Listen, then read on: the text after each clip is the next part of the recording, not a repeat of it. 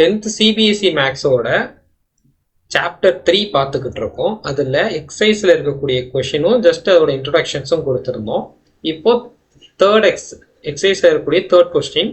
So on comparing the ரேஷியோன்னு சொல்லிட்டு இது கொடுத்துட்டாங்க. பேர் ஆஃப் த லீனியர் இது கன்சிஸ்டண்டா இன்கன்சிஸ்டண்டா அப்படின்றத மட்டும் செக் பண்ணி சொல்லணும். இது சிம்பிள் தான், நமக்கு டிவைட் பண்ணால் போதும். ஃபர்ஸ்ட் கொஸ்டின் இதில் வந்துட்டு நீங்கள் என்ன பண்ண போறீங்கன்னா ஃபோர்த் ஒன்னும் தேர்ட் ஒன்னும் நீங்கள் ட்ரை பண்ண போறீங்க, ரிமைனிங் நம்ம ட்ரை பண்ணுவோம். 3 divided by 2 equal to 2 by minus 3. இங்கே not equal to. ஸோ அப்போ இது வந்து கன்சிஸ்டன்ட். ஓகேங்களா? நெக்ஸ்ட் கொஸ்டின் வந்துட்டு 2 by 4. அப்போ 1 டைம் இது 2 டைம் ஆகிடும், 1 by 2. Next minus 3 by minus 6. Minus minus cancel ஆகிடும், 1 டைம் இது 2 டைம்.